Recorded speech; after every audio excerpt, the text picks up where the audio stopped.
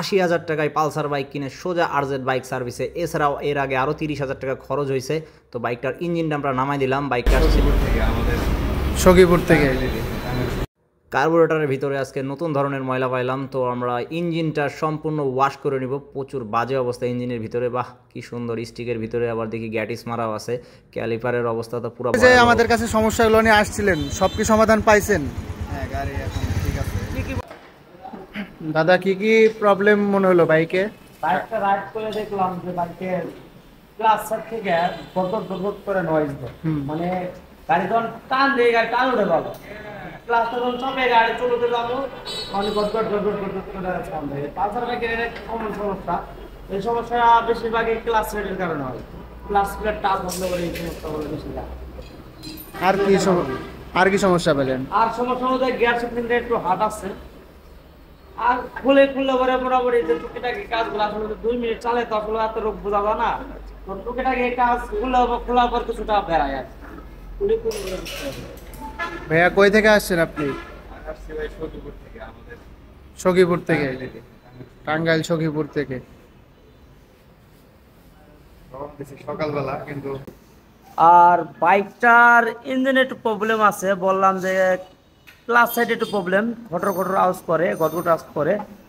আর একটা প্রবলেম ধরা পড়ছে। তো প্রবলেমটা হচ্ছে এই যে মেন যে স্টিকটা আছে, এই স্টিকটার প্যাচ কাটা, যার কারণে এখান থেকে ইঞ্জিন অয়েল ঘামে, কিংবা সকালবেলা যখন স্টার্ট করতে যায় তখন এখান থেকে মিসফায়ার শব্দ হয়, মিসফায়ার। তো এই যে এখান থেকেও দেখেন অনেকটা মোবাইল জোট আছে। তো একটাই কারণ, সেটা হলো স্টিক। তো আমরা স্টিকের প্যাচটাও কাটিয়ে দেবো লেদ থেকে, এটা লেদের কাজ। তো খুলে ইঞ্জিনটা পাঠিয়ে দিতে হবে আমাদের লেদে। কার্বোরেটর মামাকে দেখে মনে হচ্ছে হয়তো মাটির তলে ছিল 2-3 বছর। তো যাই হোক আমরা পার্ট বাই পার্ট বাইকটা খুলে নিব। তো ইঞ্জিনটা আমরা নামাই নিছি। ইঞ্জিনের যে প্রবলেমগুলো ছিল দাদা এর আগেও দেখাইছে, তো ইঞ্জিনের কাজও করা হবে। তো ইঞ্জিনটা আমরা আগে ওয়াশ করে নিব। তো ইঞ্জিনটা ওয়াশ করার আগে ইঞ্জিনের ভিতরে যাতে পানি না যায়, এই ফাটাগুলো সব আমরা বন্ধ করে নিব। তো ইঞ্জিনে দেখতে পাচ্ছেন কী ধরনের ময়লা আটকায় আছে। তো যারা সেকেন্ড হ্যান্ড বাইক কিনেন অবশ্যই জেনে বুঝে কিনবেন। বাইকটা কেনা হয়েছে অনলি 80,000 টাকা দিয়ে। এছাড়াও বাইকে এই আমাদের কাছে আসার আগেও কিন্তু আরও 30,000 টাকার কাজ উনি করছে, রিং পিস্টনের কাজ করছে, এক্সেট্রা আরও কী কাজ যেন উনি করছে। 15 দিন হয়েছে, ক্লাস প্লেট সবই চেঞ্জ করছে। তো যাই হোক আমরা বাইকে কী কাজ করব আপনাদের সাথে শেয়ার করার চেষ্টা করব। তো ফার্স্টে আমরা ভালো করে ডলে নিচ্ছি। ইঞ্জিনের ভিতরে প্রচুর ময়লা আটকায় আছে। আমরা যে কাজগুলো করি আপনাদের মাঝে একটা জিনিস শেয়ার করার চেষ্টা করি যে যখনই কাজ করবেন তখনই অবশ্যই পরিষ্কার পরিচ্ছন্নতা বজায় রাখবেন। পরিষ্কার করে কাজ করলে কাজটা অনেক সুন্দর হয়, কাজ করতেও ভালো লাগে। তো যাই হোক বাইকটা আমরা সম্পূর্ণ খুলছি, দেখেন কি অবস্থা। মামা পুরা ধনুষ্টঙ্কর অবস্থায় আছে। তো যাই হোক এই অবস্থায় যাবে না ইনশাল্লাহ, খুব সুন্দর অবস্থায় যাবে। যে অবস্থায় আসছে তার থেকে 3 গুণ ভালো অবস্থায় আমরা ইনশাল্লাহ পাঠানোর চেষ্টা করব। বাইকের ভিতরে বিভিন্ন জায়গায় জং চলে আসছে, এছাড়াও কাদা মাটি আটকায় পুরো একদম ন্যাস্টিক অবস্থা। তো যাই হোক আমার এই ভাষাগুলো অনেকেরই ভালো লাগে না। তো কি করব, বাইকার, আমি একজন নিজে বাইকার, এই অবস্থায় বাইক দেখলে আসলে নিজেরও ভালো লাগে না, বিরক্ত লাগে, যার জন্য রাগ করে এই কথাগুলো বলি। তো যার বাইক তার উদ্দেশ্য বলি না, যাতে এই রকম অবস্থা না করেন, আপনারা না করেন, সেই উদ্দেশ্যে আমরা এই কথাগুলো বলি। তারপরে অনেকে হয়তো কষ্ট লাগে, অনেকে কষ্ট পান, তো তার জন্য সরি। তো বাইকটার কন্ডিশনটা আমরা একটু দেখাই নিচ্ছি। বিভিন্ন জায়গায় বিভিন্নভাবে আটা ময়দা সুজি বিভিন্ন কিছু আটকায় আছে। তো যাই হোক এইগুলো আমরা পরিষ্কার করে দেবো ইনশাল্লাহ। এই অবস্থায় স্টিক নষ্ট করছে, স্টিক নষ্ট করে লাভ হয়েছে কি, যে লাভ হে করবই, গাড়ি হে মিসফায়ার করবই, মাইলেজ ড্রপ করবই। এই স্টিকের জন্য এই সমস্যা। স্টিকে তো সমস্যা ছিল না, স্টিকে যে কোনো এক টেকনিশিয়ান বাইরে এরকম বাইরে আছে, বাইরে আপনার ঠেটা করে দিচ্ছে প্যাচটা ট্যাপ দেওয়া না।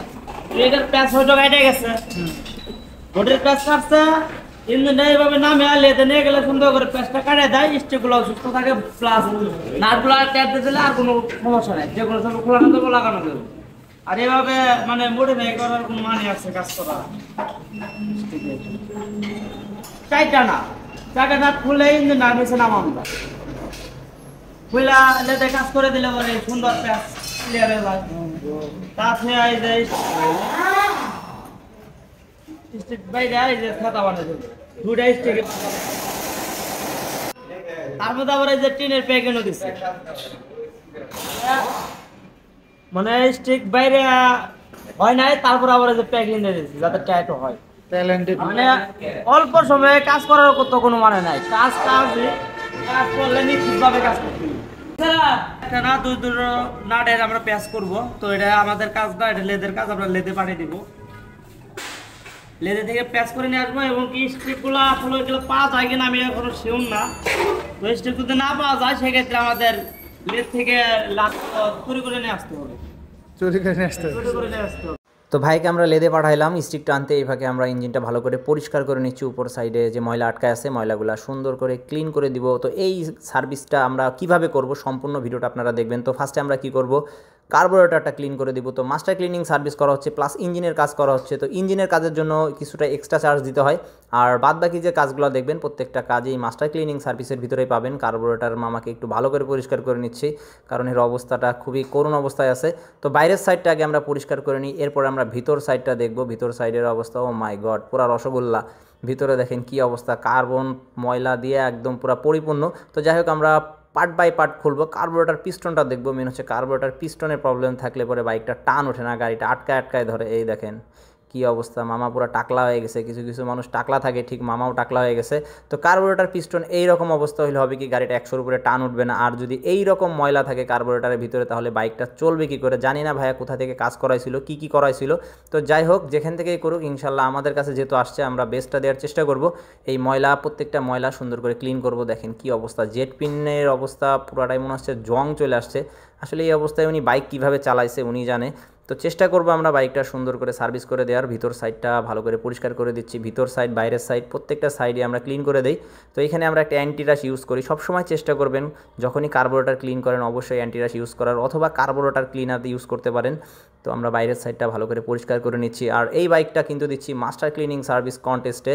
তো এই ভিডিওটা রাজীব অটোতে দিচ্ছি আমরা। রাজীব অটোর টপ 5 ভিউয়ের ভিতরে যদি থাকতে পারে তাহলে পাবে আকর্ষণীয় একটি হেলমেট। তো সর্বমোট 10টি হেলমেট, আরজেড বাইক সার্ভিসে 5টা এবং রাজীব অটোতে 5টা। তো এই পেজের টপ 5 ভিউয়ার পাবেন 5টি হেলমেট। দেখেন কি অবস্থা, ও মাই গড, এই অবস্থা হইলে কিভাবে বাইক চালায়। তো যাই হোক সম্পূর্ণ কার্বোরেটরের প্রত্যেকটা অংশ কিন্তু আমরা এইভাবে সুন্দর করে পরিষ্কার করে দেই। তো একটা সার্ভিস করতে মিনিমাম 7 থেকে 8 ঘন্টা সময় লাগে। এই বাইকটা হয়তো 12 ঘন্টা প্লাস টাইম লাগবে, যেহেতু ইঞ্জিনের কাজ আছে প্লাস অতিরিক্ত কাজ আছে এই বাইকে। প্রত্যেকটা সাইড আমরা একটু আলাদাভাবে দেখব, চেষ্টা করব সময় নিয়ে কাজ করার। তো পিনটা ভালো করে পরিষ্কার করে দিচ্ছি, পিস্টনটাও ভালো করে পরিষ্কার করে দিব। তো এরপরে আমরা ফুয়েল ট্যাঙ্কিটা পরিষ্কার করব। আগে বাইরের সাইডটা ভালো করে লিকুইড দিয়ে সুন্দর করে ক্লিন করে নিচ্ছি। দেখেন মামাকে ডলা দেওয়ার সঙ্গে সঙ্গে পুরো চকচকা ঝকঝকা হয়ে গেছে। তো বাইরের সাইডটা পরিষ্কার করা শেষ, এবার আমরা ফুয়েলটা ডাউন দিব। ফুয়েলের ভিতরে ময়লা থাকার কথা, যে অবস্থা কার্বোরেটরে ছিল কিন্তু সেই অবস্থায় কিন্তু ময়লাটা নাই। হয়তো ভাইয়া ফুয়েল ট্যাঙ্কিটা হয়তো পরিষ্কার করছে এর আগে একবার। তো যাই হোক আমরা চেক করে দিচ্ছি। তো মোটামুটি জং আসছে। এরকম অবস্থা হলে অবশ্যই বেশি পরিমাণ ফুয়েল ইউজ করবেন এবং ভালো মানের ফুয়েল ইউজ করবেন। তো বাইকের যে বাদবাকি পার্টস ছিল প্রত্যেকটা পার্টসে আমরা ক্লিন করে দিব। এবং মেন যে বডিটা দেখাইছিলাম, মেন বডিতে প্রচুর ময়লা আটকায় আছে। তো আমরা 3টা স্তরের ওয়াশ দিব। ফার্স্টে আমরা পানি মারবো, পানি মেরে 15 থেকে 20 মিনিট সময় নিব। সময় নিয়ে আগে পানি মেরে ময়লাগুলো আলগা করে নিব। মেন হচ্ছে যে ময়লাগুলো দেখাইছিলাম হার্ড হয়ে গেছে, যার কারণে হঠাৎ করে ডলা দিলে কিন্তু চ্যাসিসে জংগুলো মানে রং নষ্ট হইতে পারে। তো যাই হোক আমরা চেষ্টা করব আগে ওয়াশ করে নেওয়ার। তো প্রথম স্তরের ওয়াশ শেষ হয়ে গেলে আমরা দ্বিতীয় স্তরের ওয়াশটা দিব। তো এইখানে আমরা লিকুইড দিব, লিকুইড দিয়ে বেশ ঘন করে লিকুইডটা দিব এবং কিছুক্ষণ রেখে দেব যাতে ময়লাটা একটু সফট হয়। তো এরপরে আমরা সুন্দর করে ব্রাশ নিব, ব্রাশ নিয়ে সুন্দর করে ডলা দিব, উড়াধুরা ডলা দিব। আজকে ওয়াশ সাইডে আছে আজকে আমাদের নেতাজি, প্রচুর পাকনামি করছে যার জন্য ডিমোশন করে তাকে ক্লিনারে কাজ করতে দেওয়া হয়েছে। তো সুন্দর করে বাইকটা ওয়াশ করবে। তো মাঝে মাঝে আমরা একটু শয়তানি বদমাইশি করি, আসলে কাজের ফাঁকে ফাঁকে একটু শয়তানি না করলে কাজে এনার্জি আসে না। তো যাই হোক আমরা পিছন থেকে শুরু করব, পিছন থেকে সামনে প্রত্যেকটা জায়গায় ক্লিন করব। এরপরে আমরা ফাইনাল ওয়াশটা দিব, পানি মারবো, পানি মেরে লিকুইডটা বের করে দিব এবং বাইকের যত ময়লা ছিল আশা করি সবই পরিষ্কার করা কমপ্লিট হয়ে গেছে। তো বাইকটা আমরা ভিতরে নিলাম, জং ছিল বাইকে। তো সিরিজ কাগজ দিয়ে সুন্দর করে ডলে নিব, ডলে নিয়ে জংটা ভালো করে ঘষে জংগুলো বের করে দেবো। দেখতেই পাচ্ছেন যে কতটা বাজে অবস্থা হয়ে গেছে বডির। তো বাইকটা হয়তো বয়স অনেক। তো যাই হোক ভাইয়া কিনছে তো আলহামদুলিল্লাহ, লস হয়েছে লাভ হয়েছে সেটা যার যার পার্সোনাল বিষয়। তো আমরা চেষ্টা করব যাতে ভাইয়ের মনটা না খারাপ হয়, তো বাইকের কাজটা যেন ভালো করে দিতে পারি।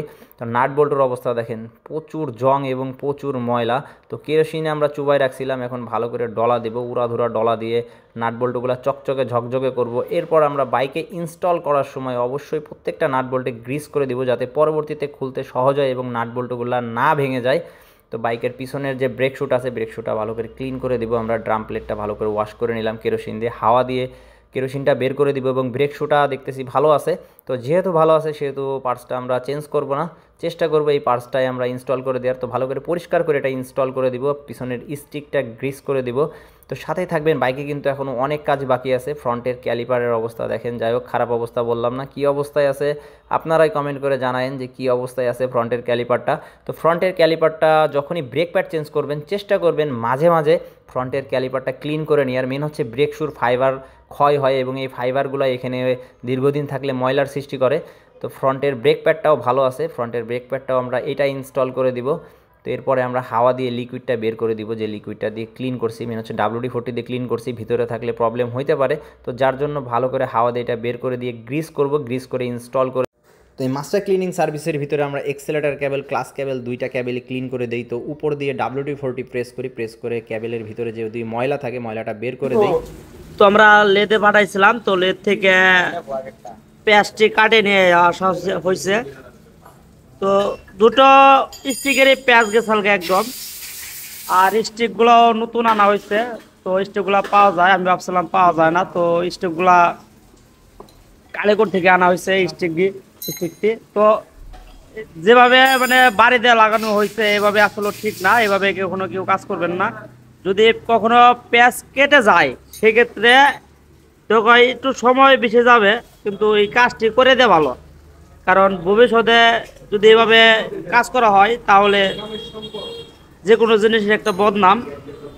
তো সময় একটু বেশি যাবে, তাতে কোনো সমস্যা নাই। আপনারা যদি এভাবে বাড়ি দেওয়া বা টিনের প্যাকিং দিয়ে যদি কাজ করান তাহলে কিন্তু এটা কোনোভাবে সম্ভব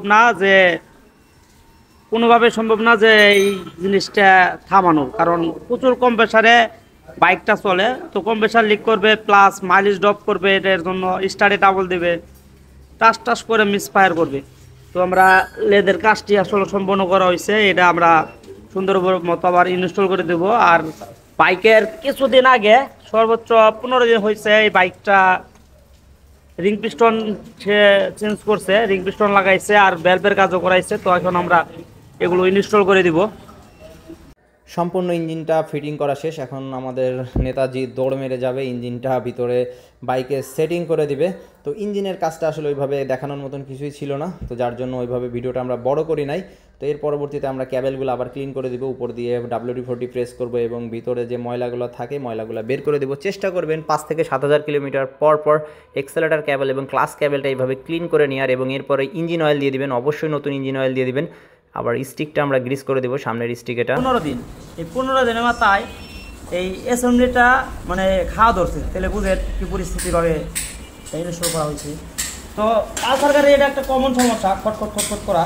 তো সমস্যার কারণ হচ্ছে এই ক্লাস প্লেট যখনই টাল থাকে বা টাল হয় তখনই এই ক্লাস প্লেটে তখন হাফ ক্লাস হওয়ার কারণে এই গাড়ি করে টোলো করার সময়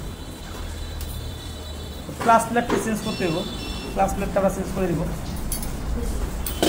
বাজাজের অরিজিনাল অ্যাসেম্বলিটা আমরা ইনস্টল করে দিচ্ছি। তো যেটা আগেরটা ছিল খুব একটা খারাপ অবস্থায় ছিল না, ওটা আমরা ভাইকে দিয়ে দিচ্ছি, যদি ইচ্ছা করে পরবর্তীতে হয়তো ইউজ করতে পারবে। মেন হচ্ছে এটার জন্য কটকট শব্দ ছিল, ক্লাস প্লেটগুলো টাল হয়ে গেছিলো।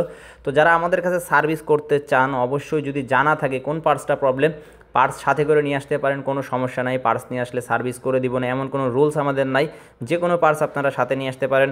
অথবা যদি পার্টস নাও নিয়ে আসেন ইনশাল্লাহ আমরা পার্টসের ব্যাকআপ দেওয়ার চেষ্টা করব। বাজাজ, টিভিএস এবং সুজুকি অ্যাভারেজ মোটামুটি পার্টস আমাদের এখানে অ্যাভেলেবেল আছে। তো বাইকের কাজটা প্রায় শেষ।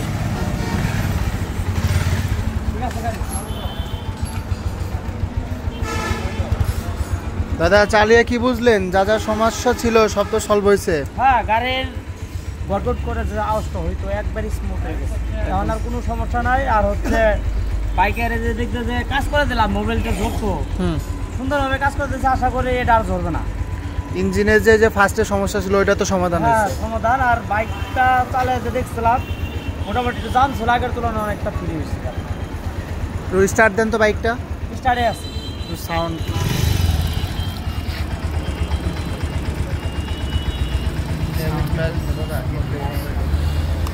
ভাই আপনি একটু চালে আসেন বাইকটা।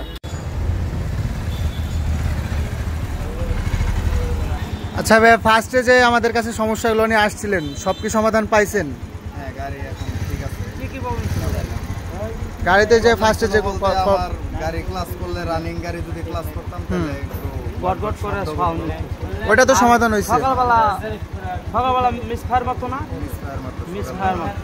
আচ্ছা ভাই, এই বাইকটা তো আপনি সেকেন্ড হ্যান্ড কিনছেন তাই না? আচ্ছা, এটা কি আপনি শোরুম থেকে কিনছেন নাকি এমনি পার্সোনাল ভাবে? ও, গাড়ির বয়স কয়দিন? এটা কিনছেন কতদিন ধরে? গাড়ি কিনছি আমি অনলি 15-20 দিন এরকম। তো কত দিয়ে নিয়েছিলেন বাইক এটা? নিয়েছিলাম আমি 80,000 টাকা দিয়ে। পরে 80,000 টাকা দিয়ে নিয়েছেন? অনেক টাকা কাজও করা হয়েছে অনেক টাকা, তাই তো? 80,000 টাকা দিয়ে নিয়ে অনেক টাকা মানে কাজ করা হয়েছেন। 20-30 হাজার টাকার মতো কাজ করছি। 20-30 হাজার টাকা অলরেডি কাজ করা শেষ বাইকের।